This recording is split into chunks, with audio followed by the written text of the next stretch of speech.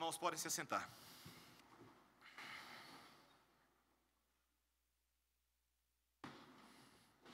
Amém, Igreja do Senhor. Hoje nós ainda não terminamos o livro de Coríntios, de 1 Coríntios, mas terminamos um capítulo importante nesta epístola.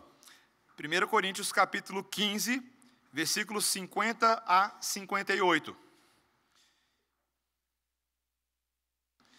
Tivemos pelo menos 4 sermões dentro desse capítulo, tamanha a grandeza e a profundidade da doutrina aqui revelada a nós. E nessa noite, o Senhor nos traz a cereja do bolo, o ponto climático. E eu diria que talvez não só o ponto climático do capítulo 15, mas a esperança central do livro de Coríntios, a esperança central do Novo Testamento, a esperança central de toda a palavra de Deus nestes versículos que agora passamos a ler. Assim diz a infalível, inspirada e inerrante palavra do Senhor. Isto afirmo, irmãos, que a carne e o sangue não podem herdar o reino de Deus, nem a corrupção herdar a incorrupção. Eis que vos digo um mistério: nem todos dormiremos, mas transformados seremos todos, num momento, num abrir e fechar de olhos, ao ressoar da última trombeta. A trombeta soará, os mortos ressuscitarão incorruptíveis, e nós seremos transformados. Porque é necessário que este corpo corruptível se revista da incorruptibilidade, e que o corpo mortal se revista da imortalidade. E quando este corpo corruptível se revestir da incorruptibilidade, e o que é mortal se revestir de imortalidade, então se cumprirá a palavra que está escrita: tragada foi a morte pela vitória. Onde está, ó morte, a tua vitória? Onde está, ó morte, o teu aguilhão? O aguilhão da morte é o pecado, e a força do pecado é a lei. Graças a Deus que nos dá a vitória por intermédio de nosso Senhor Jesus Cristo. Portanto, meus amados irmãos, sede firmes, inabaláveis e sempre abundantes na obra do Senhor, sabendo que no Senhor o vosso trabalho não é vão. Vamos orar. Senhor, nós te louvamos pela tua palavra.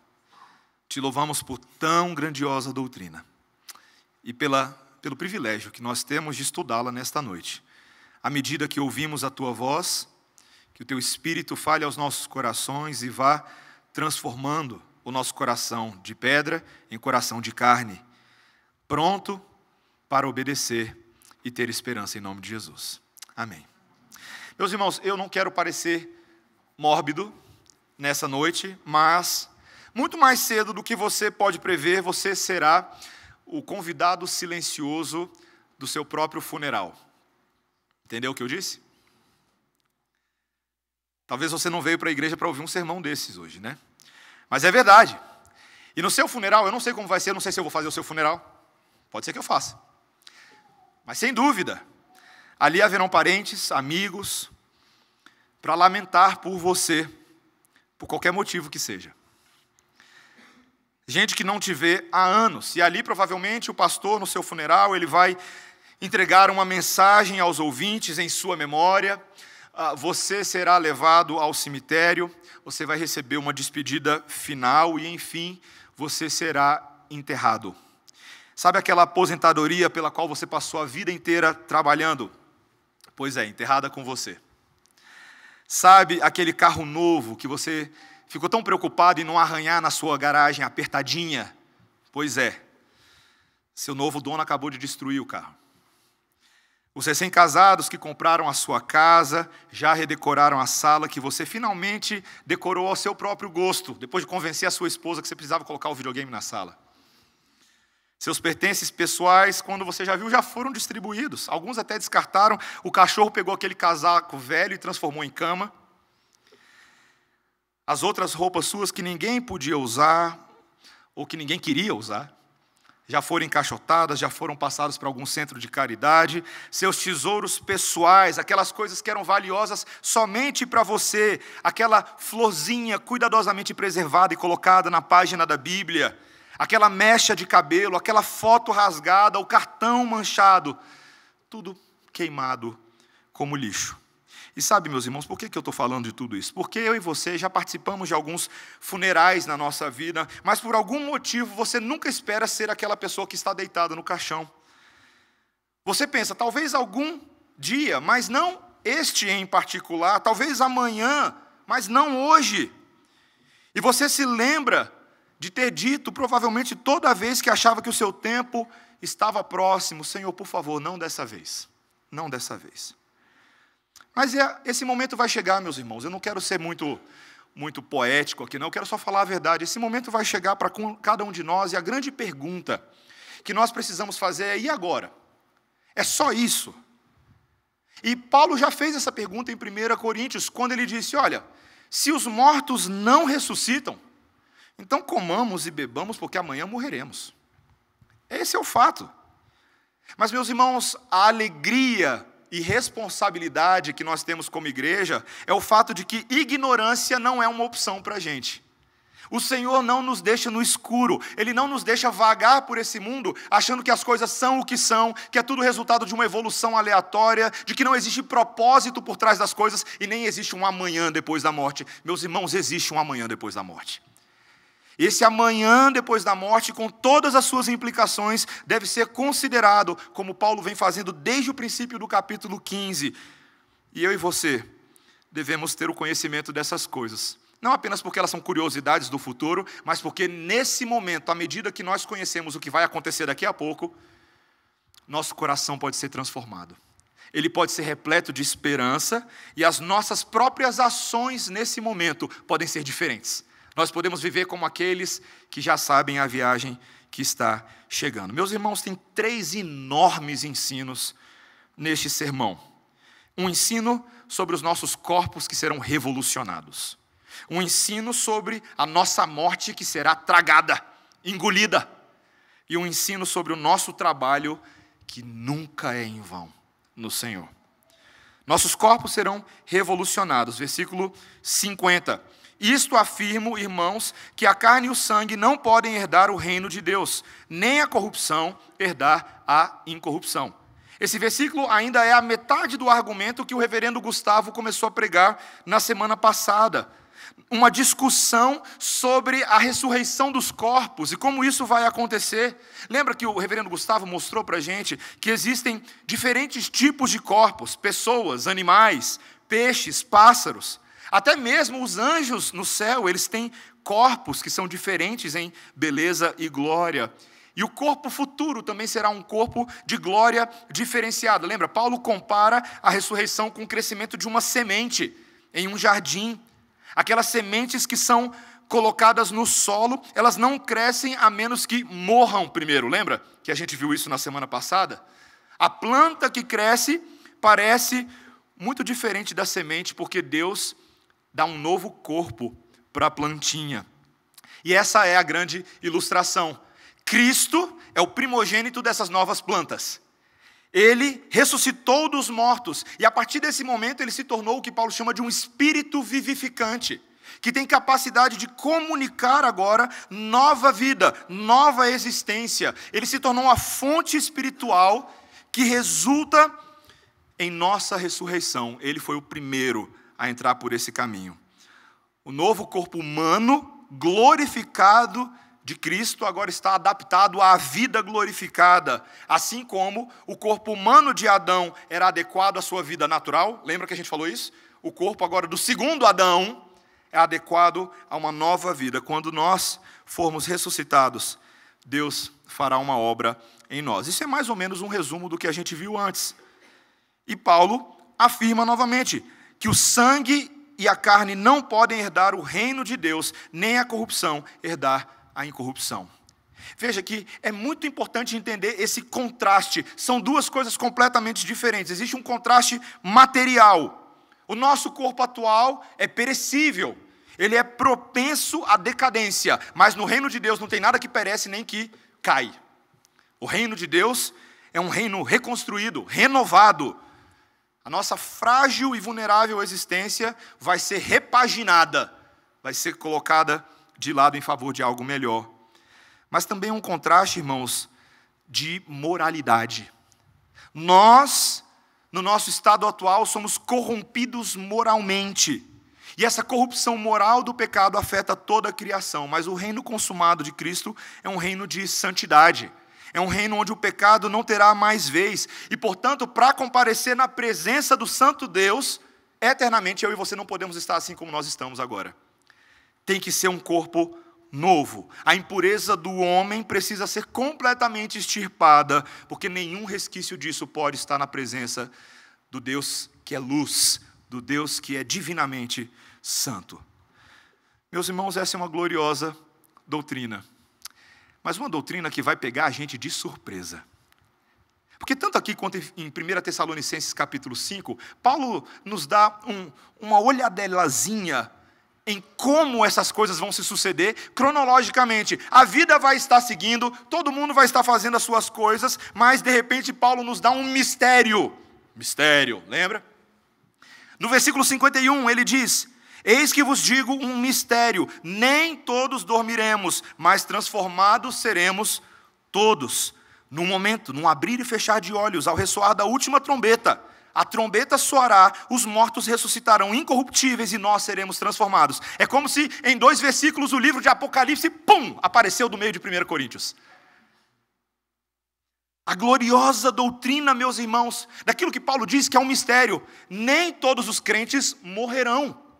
Alguns passarão dessa para a próxima, ainda vivos, e observarão a ocasião daquilo que é descrito aqui como o glorioso retorno do nosso Senhor Jesus Cristo. Ele que vai voltar em glória.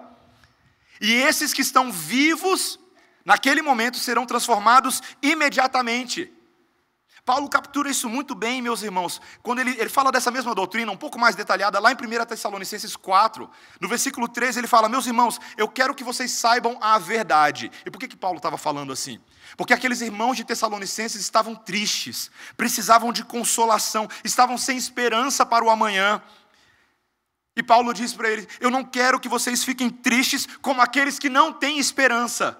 E aí ele diz: haverá um grito de comando, e a voz do arcanjo, e o som da trombeta de Deus, e então o próprio Senhor descerá do céu, e aqueles que morreram crendo em Cristo ressuscitarão primeiro. E então nós, os que estivermos vivos, seremos levados nas nuvens, junto com eles, para nos encontrarmos com o Senhor no ar, e assim ficaremos para sempre com o Senhor. Alguns descrevem isso aqui com aquela palavrinha que você conhece, chamado arrebatamento. Você já ouviu isso antes?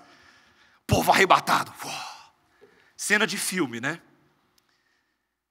Essa igreja vai se encontrar com o Senhor nos ares e permaneceremos assim. Como assim? Nos ares? Não. Esse Deus que vem ao encontro da igreja é a igreja que sobe, depois ambos descem para repovoar e recriar todo este mundo, toda essa terra. E quando Paulo traz essa doutrina, ele não traz só para a curiosidade acadêmica dos seus ouvintes, ele vira lá no versículo 18 de 1 Tessalonicenses 4 e fala: portanto, animem-se uns aos outros com essas palavras. Vai ter uma trombeta revolucionária, e os judeus sabiam de trombeta. As trombetas no Antigo Testamento, você pode ver lá depois em Números capítulo 10, elas tinham um significado de sempre anunciar uma festividade que estava para acontecer. Páscoa, trombeta. Eram momentos gloriosos, marcantes na vida da igreja. E, meus irmãos, nada vai ser tão marcante e glorioso quanto esse evento. Todas as festividades judaicas e pós-judaicas empalidecem diante deste evento. Meus irmãos, nesse momento, os corpos serão transformados. E aí já começa, eu sou professor de seminário, já começa uma série de dúvidas. Pastor, que negócio é esse de corpo transformado? Será uma reconstrução do corpo antigo, principalmente para aqueles que morreram? Meus irmãos, sabia que tem muita gente que não entende bem essa doutrina? Tem muita gente que acha que é o seguinte: olha, uma pessoa morreu nesse mundo, já está lá, 100 anos morta, 1000 anos morta. De repente Jesus volta, ela vai retomar aquela lataria velha. Jesus vai reconstruir os caquinhos, como se fosse um quebra-cabeça, tentando botar ao redor. Mas você sabia que muitas pessoas, por pensarem dessa forma, não conseguem acreditar nessa doutrina? Especialmente pessoas que já passaram por experiências complicadas. Como uma vez eu ouvi uma história de uma mulher americana, mas estava na Inglaterra, num passeio de barco, e ela teve um acidente, e ela perdeu a sua perna no acidente. E a perna dela se perdeu no fundo do mar. E ela voltou para a Inglaterra, voltou para os Estados Unidos, e na igreja dela ela disse para o pastor dela que ela não podia acreditar que Jesus iria reconstituir o corpo dela, porque o que ela ia fazer com a perna que ela perdeu? Alguém acha a minha perna. Meus irmãos, o Senhor Jesus Cristo não está condicionado a pernas perdidas. Muitos outros corpos serão mais afetados do que isso. Tem gente que vai morrer queimada, sabia disso? Tem gente que vai morrer em acidente de avião. E o Senhor Jesus Cristo não vai ficar reconstruindo corpos falíveis, não. Ele vai dar corpos gloriosamente novos, ainda que um tanto semelhantes aos corpos anteriores. E aí vem uma segunda pergunta, e essa acontece bastante. Pastor, então se é corpo novo, a gente vai se reconhecer lá no céu? Tem muita gente que pergunta isso. E meus irmãos, ainda que a Bíblia não tenha um versículo que trate especificamente disso, não há nada na Bíblia que diga que nós não seremos reconhecidos um ao outro, não nos reconheceremos um ao outro no céu. Pelo contrário, nós ainda teremos a nossa própria personalidade, apesar de nomes novos. Teremos a nossa própria individualidade, coisas que serão magnanimamente aperfeiçoadas na obra de Cristo Jesus por nós. E tem alguns textos na Bíblia que dão uma dica para a gente. A parábola de Jesus, quando ele fala sobre Lázaro e o homem rico, lembra? Claro que é uma parábola, mas ali você tem claramente a identidade de Lázaro e o homem rico se reconhecendo no mundo após a morte, na vida após a morte. Aí você pode falar assim, pastor, mas e aquele texto lá dos discípulos de Emaús, hein? Quando Jesus apareceu do lado deles, eles não reconheceram que era Jesus.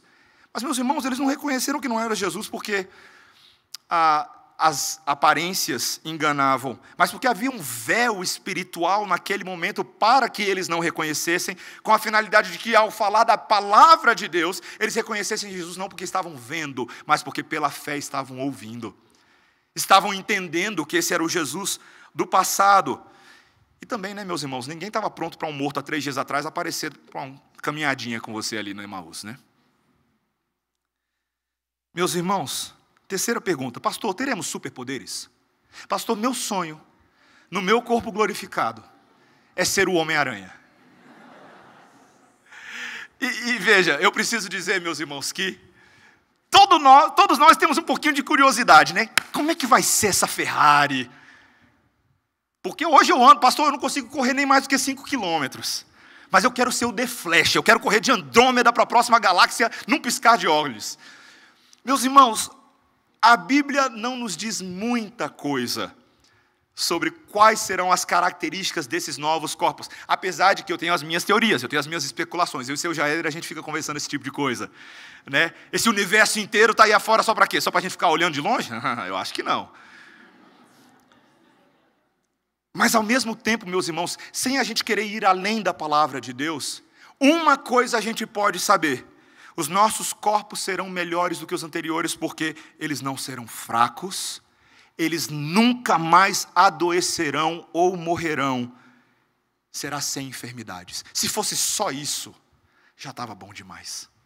Já estava bom demais. Meus irmãos, considere as implicações disso para nós hoje. Muitas pessoas nesse mundo têm limitações indizíveis com relação aos seus corpos. Pessoas que têm toda sorte de deficiência física, mental, emocional.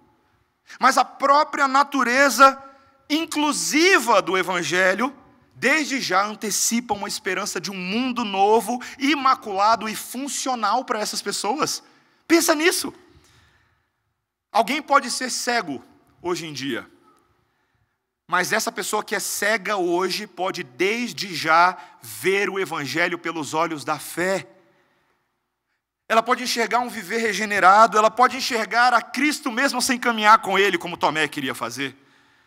Os olhos físicos não são necessários à salvação, meus irmãos. Bem-aventurados aqueles que não vendo, creram no Senhor Jesus. Foi isso que ele falou para Tomé. Alguns hoje podem ser surdos, mas eles podem ouvir as boas novas com os ouvidos da fé, exercitados por outros meios, alcançados de outras formas. Alguns hoje podem ser coxos, mas eles podem andar agora mesmo com Jesus. Sabia disso? Nesse exato momento. Meus irmãos, eu vou um pouquinho além. Todos aqueles que são eleitos do Senhor, que possuem estas e outras limitações ainda mais graves aos nossos olhos, a saber, retardo mental, autismo, em diferentes graus, deficiências que lhes tornam aparentemente inábeis e inalcançáveis para o mundo. Essas pessoas não estão aquém da aliança e do poder salvador de Cristo Jesus.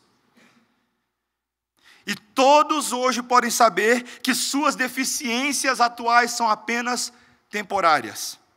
E isso, meus irmãos, isso nos dá uma tremenda esperança agora mesmo com relação ao nosso sofrimento. Conheci uma história de um pastor que foi chamado uma vez para visitar uma amada ovelha sua que há alguns meses já estava sofrendo de muita dor e que a impedia fisicamente de comparecer à igreja, de servir ao Senhor como ela costumava fazer. E esse pastor passou a visitá-la. E apesar da dor, essa mulher sempre tinha uma alegria, um sorriso no rosto. Mas dessa vez ele foi informado de que ela estava com problemas e desejava ver o pastor com urgência. E ele ficou muito preocupado. No carro ele foi se perguntando o que era esse problema, o que o diabo estava fazendo para desencorajar ela. E assim que ele chegou rapidamente ao leito dela, ela disse: pastor, eu não consigo mais orar. E ele disse: é mesmo, minha irmã, por quê? E ela diz: porque assim que eu começo a orar, minhas orações são todas transformadas em aleluias. Para mim, ela diz, seria um tremendo privilégio se Deus me permitisse passar meus últimos dias restantes em súplicas pelos meus amigos, mas quando eu abro a boca é glória, glória e glória. E meus irmãos, aquele pastor sorriu e ele disse para ela que ele não podia fazer nada por ela. Porque não era culpa dele se ela já tinha sido contratada para o coral celestial antes da hora. Ela viveu por mais 2 semanas em adoração jubilosa e então ela partiu dessa para a eternidade. Meus irmãos, até aqueles que estão em profunda dor e deficiência devem ser acolhidos e tratados. Nós não podemos desprezar esses limitados na proclamação do Evangelho, porque o céu também é para eles. E me permita dizer uma coisa, igreja: se nós não estamos hoje agindo em favor de cegos, coxos, surdos e toda sorte de limitação, nós estamos falhando no nosso chamado. Pense nas implicações disso. Pastor, o que você está dizendo? Eu estou dizendo um monte de coisa. Você acha que a Igreja Presbiteriana Redenção podia ter gente em Libra traduzindo culto? Sim. Você acha que a Igreja Presbiteriana Redenção pode ter gente disposta a aprender um pouco como se comunicar com os cegos, gravar livros em áudio, ler a palavra de Deus para aqueles que estão limitados? Sim, meus irmãos. Será que a Igreja Presbiteriana Redenção pode ser uma igreja de altíssima acessibilidade, referência em Brasília, no cuidado com aqueles que não podem se locomover, não só com rampas, mas quando a gente está disposto a tirar a gente do carro, carregar daqui e para lá, visitar quando a pessoa não pode vir? Meus irmãos, sim, sim. O Evangelho é prático e a ressurreição é para esses também. Portanto, é melhor nós começarmos a dar esperança para eles rapidinho e nós mesmos nos transformarmos neste povo. Meus irmãos, a esperança desses corpos glorificados vem para nós porque, em segundo lugar, a nossa própria morte será tragada. Olha o versículo 54. E quando este corpo corruptível se revestir de incorruptibilidade, e o que é mortal se revestir de imortalidade, então se cumprirá a palavra que está escrita: tragada foi a morte pela vitória. Meus irmãos, permita-me dizer, os versículos 54 a 57 são provavelmente os versículos, uma das passagens mais eloquentes e poderosas de toda a palavra de Deus. Na Bíblia, o grande obstáculo a ser superado, o mais poderoso de todos, recebe muitos nomes: o destruidor, o último inimigo, o anjo que invoca as nossas almas, um rio profundo e escuro. São todos adjetivos bíblicos para descrever a morte. A morte. Mas Paulo nos dá uma esperança. Quando soar a trombeta, quando os corpos forem transformados, deixando a sua corruptibilidade em favor da incorruptibilidade, quando a imortalidade eterna for enfim herdada, então uma declaração gloriosa será feita. uma profecia será cumprida, que foi emitida pela boca de Isaías, quando ele disse: tragada foi a morte pela vitória. Isso aqui é uma citação de Isaías capítulo 25, que nós lemos hoje. E naquela ocasião, Isaías estava prenunciando a destruição das nações poderosas que oprimiam Israel. O Senhor seria a fortaleza do pobre e do necessitado, o refúgio contra as tempestades dos tiranos. Era Ele quem iria abater os ímpios, silenciar o hino triunfal dos opressores. E lá, em Isaías 25, meus irmãos, a gente está falando de pelo menos 750 anos antes. Pelo menos. Nós temos ali uma esperança. Quando Deus, no meio daquele papo territorial e de batalha, Ele diz: destruirá neste monte a coberta que envolve todos os povos, e o véu que está posto sobre todas as nações, tragará a morte para sempre, e assim enxugará o Senhor as lágrimas de todos os rostos, e tirará de toda a terra a vergonha do seu povo, porque o Senhor falou. Tem um véu, tem uma cobertura, que está não somente sobre Israel, não somente sobre a Síria, mas sobre todos os povos. Um véu que os tiranos não conseguem tirar, e nem os reis de Israel podem tirar. Um véu que só Deus pode tirar. E quando você tirar esse véu, você vai chorar junto com a tirada dele. Chorar de alegria pelo Deus que enxuga as lágrimas de tristeza do seu povo. Lá em Isaías, meus irmãos, em Isaías 25, a gente precisa ler mais a Bíblia, porque o que eu vou ler para vocês aqui é muito glorioso. Lá nesse mesmo texto, no versículo 6, está escrito assim: o Senhor dos exércitos dará neste monte a todos os povos um banquete de coisas gordurosas, uma festa com vinhos velhos, pratos gordurosos com tutanos e vinhos velhos bem clarificados. Você sentiu a ênfase no gorduroso? Está lá você comendo seu churrasquinho e tirando gordura. Faz isso não. Faz isso não. Até o tutano. Quem gosta de tutano? Até o tutano. Vinhos velhos, da melhor qualidade. Meus irmãos, que festança esperançosa. Tem um detalhe aqui que eu não posso deixar de falar. Alguns argumentam que Jesus, para cumprir essa promessa de enxugar toda lágrima, ele precisaria apagar toda memória que causa lágrima. E, portanto, assim, a gente não poderia se lembrar uns dos outros, ou do passado. Mas, meus irmãos, essa é uma falsa filosofia, inclusive uma heresia histórica oriental chamada aniquilacionismo. A ideia de que, na vida após a morte, eu e você seremos lançados num mar de esquecimento e não tem continuidade entre o agora e o depois. Isso não é verdade. Meus irmãos, Cristo não apagará fatos. Ele não apagará a história. Ele sequer apagará as cicatrizes.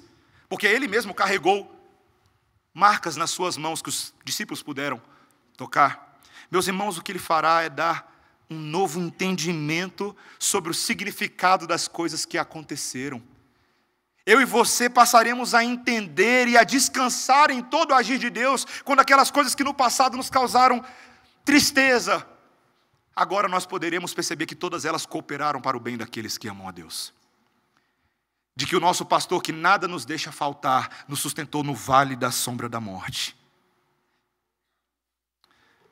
Meus irmãos, e é aqui que entra o versículo 55, onde está, ó morte, a tua vitória? Onde está, ó morte, o teu aguilhão? Essa era uma outra profecia, de Oséias capítulo 13, versículo 14, quando Israel estava sendo acusada de ser culpada pela sua própria ruína, porque esse povo de Israel, que pertencia ao Deus da aliança, passou a adorar outras alianças, os ídolos, sacrificaram a Baal, e agora não havia rei ou juiz humano que pudesse salvá-los, somente Deus seria o socorro deles. E lá em Oséias capítulo 3, versículo 14, ele diz: eu os remirei do poder do inferno, eu os resgatarei da morte. Onde está, ó morte, as tuas pragas? Onde está, ó inferno, o teu aguilhão? Você sabe o que é um aguilhão? Um aguilhão não é um agulhão, tá? É um aguilhão. Um aguilhão é realmente alguma coisa pontuda, com o objetivo, é muito usado quando você tem um bastão e põe um aguilhão na ponta para picar os bois. Ou uma coisa que possa perfurar, mas é aquilo que tem o poder de destruir na Bíblia. Aquilo que destrói. Meus irmãos, O aguilhão da morte foi colocado por terra por causa do versículo 57. Graças a Deus que nos dá a vitória por intermédio de nosso Senhor Jesus Cristo. Hoje eu vou falar sobre vitória nesse púlpito. É verdade, meus irmãos. Vitória é uma palavra bíblica e precisa ser qualificada biblicamente. A vitória do Senhor Jesus Cristo não pode ser comparada a meras vitórias temporais e materiais. É a vitória das vitórias, é o pódio dos pódios, é a medalha das medalhas. Meus irmãos, nessa briga que o Senhor Jesus Cristo se envolveu pela nossa salvação, Ele saiu da arena vitorioso, com os braços erguidos, e Ele nos deu esse prêmio. E Ele precisou, meus irmãos, o adversário do Senhor Jesus Cristo não era brincadeira. Ele precisou enfrentar aqui pelo menos 3 adversários. O versículo 56 diz, veja, o que dá à morte o poder de ferir é o quê? O que está escrito aí, irmãos? Pecado, não é? Pecado, nosso breve catecismo resume facinho para a gente, é a transgressão da lei de Deus. Foi a causa da morte do homem. Quando Deus cria Adão e o coloca no jardim do Éden, Ele faz um pacto de obras com ele. Adão, você será feliz e bem-sucedido se você for obediente a mim. Eu serei por ti, você será por mim, e será um relacionamento maravilhoso. Mas Adão, só um detalhezinho, lá no capítulo 2, versículo 17, não come daquela árvore, não. Tem uma árvore do conhecimento do bem e do mal, ela fica do lado da árvore da vida. Não coma dela, porque no dia que comeres dela, certamente morrerás. E assim, meus irmãos, aconteceu. E o pecado se tornou um veneno mortífero. E a partir de Adão, ele levou todos os homens a óbito. Todos nós, Paulo em Efésios capítulo 2, versículo 2, 3 e 4, ele diz, todos nós passamos a andar segundo as inclinações da nossa carne, fazendo a vontade da carne e dos pensamentos, e nos tornamos, por natureza, filhos da ira. Meus irmãos, como eu e você podemos saber do tamanho maldade do pecado sobre nós? Tem muita gente que vive aí no mundo hoje e ignora isso, não é verdade? Eles vivem um dia após o outro como se eles estivessem bem com Deus, como se tudo estivesse tranquilo e não em guerra com o Criador, para o qual precisamos de paz. Mas eu e você e muitos outros passamos a conhecer o que é pecado por causa da lei. Olha o versículo 56. E o que dá força ao pecado é a lei. É através da lei que vem a percepção do poder esmagador do pecado. Paulo falou disso lá em Romanos capítulo 7, versículos 7 a 10, quando ele disse assim, foi a lei que me fez saber o que é pecado. Pois eu não saberia o que é, ele dá um exemplo, o que é a cobiça, se a lei não tivesse dito, não cobice. Que mandamento é esse? 10º mandamento. Não cobice. Porém, o pecado, veja o que ele diz, porém o pecado se aproveitou dessa lei para despertar em mim todo tipo de cobiça. Se não existisse a lei, o pecado seria uma coisa morta. Mas quando fiquei conhecendo o mandamento, o pecado começou a viver. E eu morri. Está vendo? Ele viveu e eu morri. E o próprio mandamento que devia me trazer a vida, me trouxe a morte. Está vendo? Paulo não está dizendo que a lei em si é má. Mas porque a existência da lei nos atiçou e nos fez conhecer coisas com as quais não sabemos lidar. A lei, meus irmãos, em si, não poderia ser agora o antídoto para o veneno do pecado, porque ninguém mais consegue cumprir essa lei.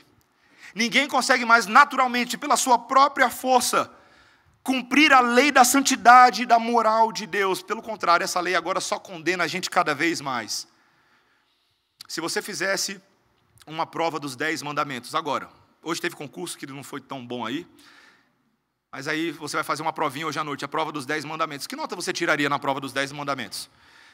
Se eu virasse para você e falar assim, meu irmão, você já matou alguém? Você fala assim, pastor, nunca fiz esse tipo de coisa.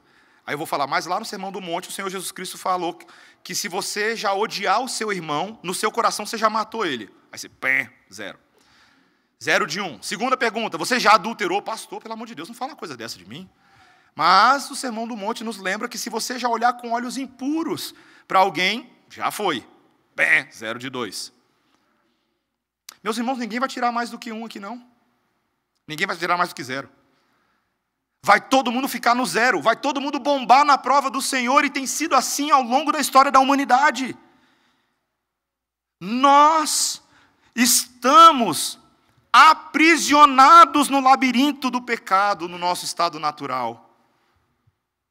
E o homem, tão cheio de si, tão inteligente, tão intelectualizado, tão moderno, ele acha que ele consegue fugir desse labirinto sozinho. Quanto mais ele tenta, mais ele se perde. Meus irmãos, Cristo entrou no labirinto.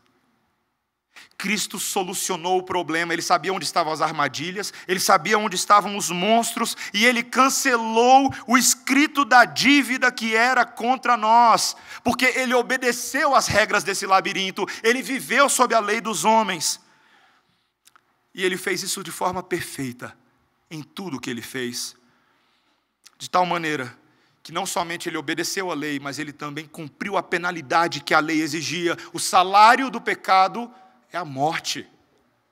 E o Senhor Jesus Cristo se colocou em nosso lugar para desfazer a maldição que tanto o pecado quanto a lei lançavam sobre nós. Meus irmãos, o Senhor Jesus Cristo lidou com o pecado, ele lidou com a lei, mas ele lidou também com o terceiro inimigo poderoso, o próprio diabo. Porque lá em Isaías, essas nações opressoras são apenas uma representação de quem Satanás é, o príncipe da potestade do ar, o espírito que atua nos filhos da desobediência. E, honestamente, meus irmãos, se você não conhece muito de Bíblia, se você não conhece muito de cristianismo, de evangelho, quando você começa a ler a Bíblia e você olha de fora, você tem a impressão de que lá em Gênesis 3, no Jardim do Éden, quem ganhou foi o diabo. E quando você olha para Israel, vez após vez, quem está ganhando é o diabo. Olha o livro de Juízes, já deu uma lidinha no livro de Juízes? É tragédia. O povo que não consegue acertar nem 5 minutos depois. E o diabo parece que vai ganhando, e vai ganhando, e vai ganhando, parece que o problema nunca resolve. E mais, quando alguém de fora olha para a cruz de Cristo, quem parece que ganhou? O diabo? Eram assim que os homens viam. E meus irmãos, se de fato o diabo tivesse vencido, eu e você estaríamos perdendo o nosso tempo nessa noite, aqui, fazendo o quê? Adorando um derrotado, um fracassado. A nossa fé, a nossa cosmovisão, aquilo que temos para oferecer ao mundo, é motivo de chacota, de vergonha.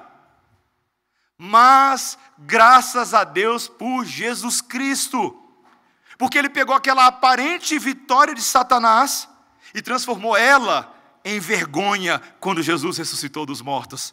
Paulo fala em Colossenses capítulo 2, versículo 15, que Cristo despojou os principados e as potestades e publicamente os expôs ao desprezo, triunfando deles na cruz. Hebreus 2, 14 e 15, Cristo se encarnou em semelhança de homens para que por sua morte, presta atenção, destruísse aquele que tem o poder da morte, a saber, o diabo, e livrasse todos que pelo pavor da morte estavam sujeitos à escravidão por toda a vida. Meus irmãos, em Cristo Jesus, por causa do que ele fez com o diabo, as pessoas não precisam mais ter pavor da morte. Você sabia que tem muita gente que tem medo da morte? Medo do que vai acontecer amanhã.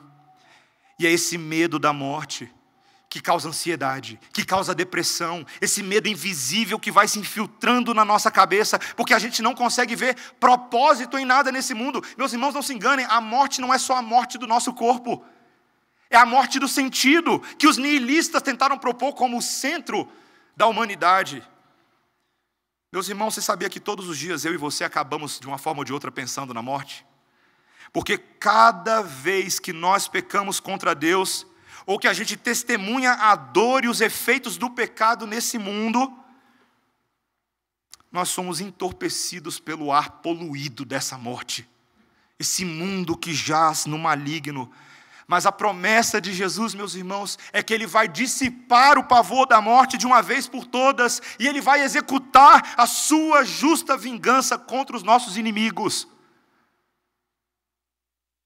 Quando eu e você ouvimos notícias de que na Nigéria mais de 6.000 cristãos foram executados de janeiro do ano passado até agora, a sangue frio, muitas mulheres e crianças de propósito, pelo ódio das tribos locais contra o Evangelho. Lembre-se que Jesus em breve perguntará: onde está, ó morte, a tua vitória? Onde está, ó morte, o teu aguilhão? Quando eu e você ouvimos notícias sobre chacinas em escolas pela mão de homicidas, como a que aconteceu em Suzano e lá nos Estados Unidos, lembre-se que em breve Jesus perguntará: onde está, ó morte, a tua vitória? Onde está, ó morte, o teu aguilhão? Quando você ouve sobre os mais de 700 mortos em Moçambique e no sul do Malaui por causa daquele ciclone, muitos deles missionários e famílias inteiras de missionários, trabalhos de tradução de agências que foram colocados literalmente por água abaixo, lembre-se que o Senhor Jesus Cristo perguntará: onde está, ó morte, a tua vitória? Onde está, ó morte, o teu aguilhão? Cristo venceu a morte e um dia nós também o faremos. A morte foi derrotada e a nossa esperança vai além do túmulo. A obra de Cristo, meus irmãos, conseguiu fazer algo com a morte que ela jamais esperaria, revesti-la de uma beleza misteriosa, de uma paz, de uma glória desconhecidas. Foi isso que fez e que causou a maravilha num homem grego chamado Aristides, que tentou explicar a um dos seus colegas as razões do sucesso extraordinário do cristianismo. E numa carta que ele escreveu no ano 125, ainda na segunda geração dos discípulos, ele disse: se algum homem justo entre os cristãos deixa este mundo, estes cristãos se regozijam e oferecem graças a Deus, e eles escoltam o seu corpo com cânticos e ações de graça, como se ele estivesse partindo de um lugar para um outro lugar onde eles vão se reencontrar. Que coisa de maluco é essa? Meus irmãos, eu lembro, e eu já compartilhei essa experiência, minha avó veio a falecer em 2005, Dona Isabel Cecelina dos Santos. Mulher crente, mulher crente, mulher de oração, responsável pela santificação do meu pai, da minha mãe, de nós mesmos. E eu lembro, 10 de dezembro de 2015, nós estávamos, eu e minha mãe com a minha avó, no hospital. E era a minha avó, meus irmãos, a minha avó, quem eu amo, a quem eu amava, a quem eu tinha tanto respeito e carinho. E eu achava que naquela manhã, quando a minha mãe me ligou às 9 horas e falou: corre aqui para o hospital, eu achava que eu ia ser tomado por uma profunda tristeza naquele momento, que eu estava fazendo de tudo para evitar. Eu não queria, minha mãe sabe, eu não queria ir no hospital, eu fui poucas vezes. Mas naquela manhã não tinha como, eu tinha que ir lá, porque era o momento. Mas, meus irmãos, em vez de ser tomado de tristeza, eu fui tomada de uma sobrenatural paz de Deus. Quando chegamos perto da minha avó, e minha avó já não falava mais, já não respirava direito, mas eu peguei a mão dela, e eu estava olhando bem firme nos olhos dela. E, meus irmãos, eu não quero soar sensorialista aqui, ou hiperespiritualista. Mas foi uma experiência tremenda naquele momento. Porque era quase como se a minha percepção estivesse ativada. Minha avó está saindo daqui e indo para a presença de Deus. E eu chorava, não de tristeza, mas de alegria e assombro com meu Deus. E a enfermeira entrou no quarto e minha avó faleceu ali naquele momento. E ela botou a mão no meu ombro e eu chorava. E ela falou: eu sei. E a minha vontade era olhar para ela e falar: você não sabe de nada, ordinária. Porque ela achava que eu estava triste. Ela achava que eu estava triste, meus irmãos. Eu estava qualquer coisa menos triste naquele momento. Eu estava pensando: eu vou encontrar minha avó daqui a pouco. Daqui a pouco. Não sei quanto tempo vai levar, mas é daqui a pouco. E minha avó tinha deixado uma lista de cânticos que eu, minha mãe e meu irmão deveríamos cantar no funeral dela. Ela já tinha deixado os hinos prontos, meus irmãos. Era só hino de guerra, só hino de vitória. Ela não queria ninguém triste. Parece que isso é moda de cristão, né? Não quero ninguém triste no meu funeral. Eu estou indo para a glória com o Senhor Jesus Cristo, vai ficar triste porque, meus irmãos, nós ficamos tristes sim, nós ficamos saudosos, mas a nossa saudade empalidece diante da glória do reencontro. Empalidece.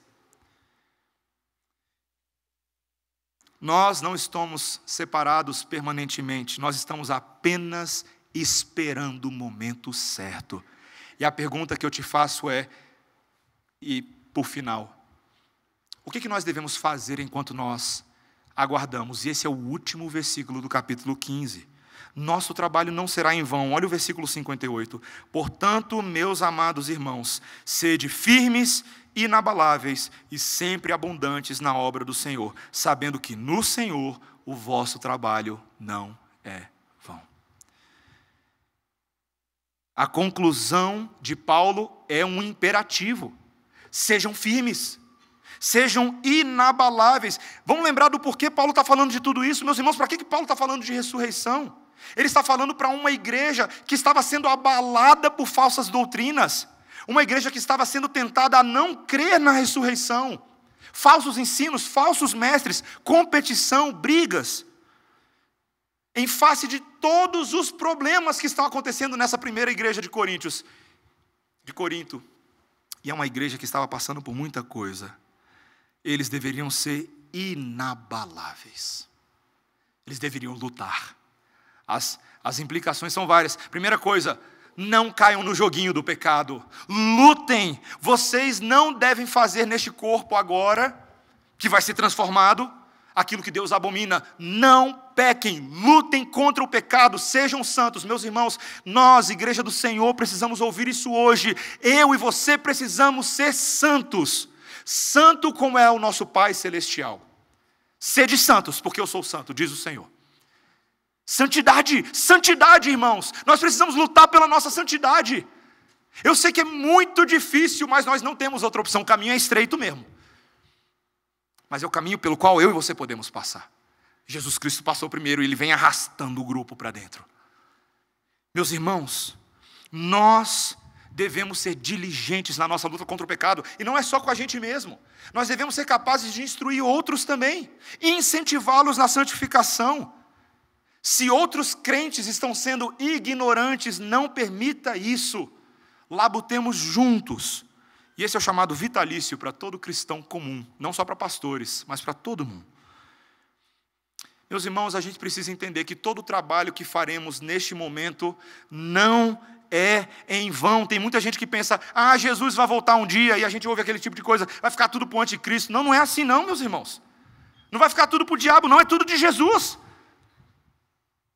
Essa ideia mais dispensacionalista do que teologia da aliança, quem tem ouvidos para ouvir, ouça,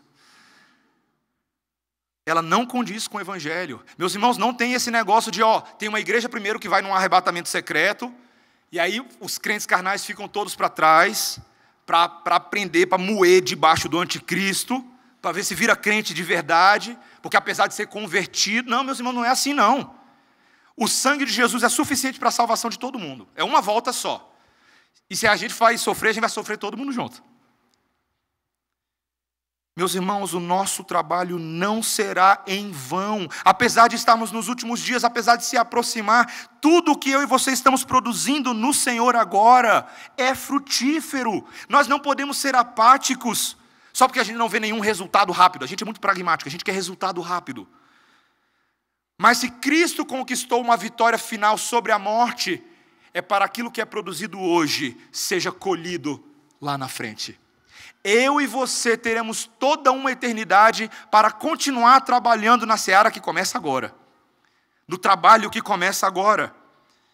O Senhor quer de nós essa atitude trabalhadora. Você acha que você vai chegar no céu e aí você vai ter férias. E aí você confunde o conceito de descanso com o conceito de preguiça. Deus não criou ninguém para ser preguiçoso e se prepara para ralar lá no céu. Você vai trabalhar, você vai construir, você vai continuar produzindo cultura. Agora não tem mais pecado para atrapalhar, não tem problema, não tem tio chato, não tem mais nada disso. Agora você vai produzir, e tudo que você vai produzir, não vai ter os cardos e abrolhos da terra amaldiçoada, não vai ter suor, não. Vai produzir muito, você vai prosperar. Meus irmãos, lá no céu vai ser a verdadeira teologia da prosperidade. É lá, não é aqui não, é lá. Começa aqui esse cuidado de Deus sem distorção, mas é lá que a gente vai ver, meus amigos, a multiplicação de todos os bens e recursos. Não é tão bom saber que vai ter recompensa? Não é só trabalho, É trabalho que Deus fala agora: eis que venho sem demora, e comigo está o galardão, a recompensa que tenho para retribuir a cada um segundo as suas obras. Nós já falamos disso em 1 Coríntios. Todo o nosso trabalho é um edifício que deve ser bem construído. Jesus é o fundamento, Cristo é o fundamento. Mas nós devemos construir com coisas permanentes, prata e ouro, e não com palha e feno e coisas passageiras, porque no último dia, na hora da recompensa, vai ter uma prova de fogo. E o fogo do Senhor vai queimar alguns edifícios e outros vão ficar de pé. E a pergunta é: qual vai ser o seu edifício? Meus irmãos, que tipo de recompensa nós receberemos? Será que seremos declarados bem-aventurados? Na hora que a gente morrer, os nossos trabalhos terrenos cessam, mas as nossas boas obras seguem atrás. Apocalipse capítulo 14, versículo 13. Nós iremos usufruir de todas as coisas. Meus irmãos, provavelmente, eu não sei dizer, eu não sei quando Jesus vai voltar. Essa é a conclusão do meu sermão. Eu não sei quando ele vai voltar. Mas, provavelmente, a maioria de nós vai passar pelo túmulo. Provavelmente. A aposentadoria, o carro, a casa nova, seus pertences pessoais, muitos deles vão perder o seu valor. Mas nem tudo passará. Há um legado de obras que você vai carregar para o outro lado. Uma das primeiras músicas que eu aprendi a tocar no teclado. Todo mundo tem a primeira música que você começa quando você tem um instrumento musical. A minha primeira foi o tema do Ayrton Senna. Lembra? Pam, pam, pam, pam, pam, pam, pam, pam, pam, pam, pam. E, meus irmãos, quando eu comecei a treinar, eu amava aquela música porque eu amava o Ayrton Senna. Quem não amava o Ayrton Senna na década de 90? O Ayrton Senna era o nosso corredor, era o nosso campeão. E, meus irmãos, quando ele ganhava naquela McLaren branca e vermelha dele, a música entrava, você estava lá, explode coração na maior felicidade.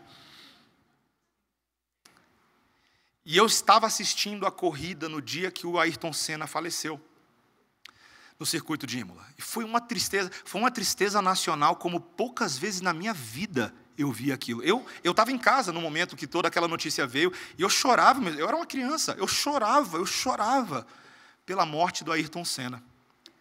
Mas é interessante que o Ayrton Senna morreu, mas a música dele não morreu. A música do Ayrton Senna continua sendo a música da esperança do brasileiro, especialmente numa época que o país precisava tanto de heróis nacionais. Aquela música virou um brasão da nossa nação. A gente botava em jogo de futebol, botava em todas as coisas. Pam, pam, pam, pam, pam, pam. E nós nos emocionávamos todas as vezes, porque de alguma forma o legado do Ayrton Senna passou da morte dele. E se você quiser, você pode até visitar hoje o Instituto Ayrton Senna, Educação Integral para o Futuro. Meus irmãos, nós estamos carregando um legado de vitória e obras para a eternidade, perpetuado desde já, para abençoar muitos. Mas algo que só pode ser possibilitado pelo vitorioso vencedor, o verdadeiro corredor, o Senhor Jesus Cristo.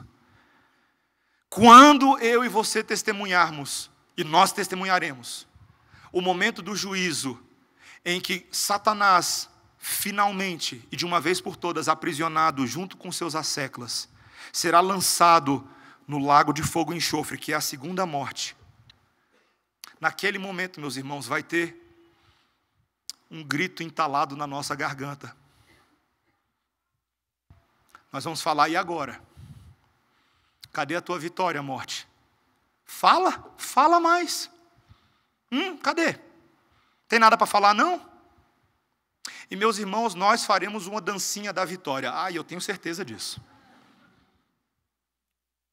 Mas não vai ser, meus irmãos, ao som da música do Ayrton Senna do Brasil. Vai ser ao som do novo cântico do Cordeiro. Essa é a nossa vitória. Você já consegue ouvir a música chegando? Vamos orar. Senhor Deus, nós magnificamos o Teu nome, Senhor, pela vitória do vencedor Jesus Cristo. Senhor, os nossos pecados neste momento parecem tão grandes e tão pesados de nós carregarmos. Mas, Senhor, nós estamos sendo lembrados pelo vivo Espírito e pela palavra de Deus nessa noite, que Jesus já levou todo o nosso fardo. Que para que pudéssemos ter um legado de vitória e obras, Ele teve que carregar o peso da culpa e da maldição que era sobre nós. Ele foi traspassado pelas nossas iniquidades. Mas, Senhor, Ele também venceu. Ele ressuscitou, Ele subiu aos céus, Ele voltará e Ele estabelecerá céus novos e terra nova, para que nós vivamos com Ele para sempre. Moradas celestiais que não podem ser nem agora mensuradas. Senhor, nós te louvamos, porque há uma viva esperança na palavra de Deus para nós. Nós queremos nessa noite, Senhor, cantar com os nossos corações o cântico da vitória do Senhor Jesus, que é a nossa vitória também, é a nossa esperança. Senhor, sabemos que isso modifica imediatamente aquilo que fazemos agora, porque teremos corpos glorificados, já começamos a preparar os nossos corpos para essa alegria, porque a morte foi tragada e engolida pelo Senhor Jesus, nós passamos a proclamar vida a todas as pessoas. Senhor, abençoa a tua igreja, para não se intimidar diante da morte já vencida, mas para ser corajosa e intrépida na anunciação da vitória de Cristo Jesus. É o que nós pedimos em nome de Jesus. Amém. Vamos ficar de pé, irmãos, vamos cantar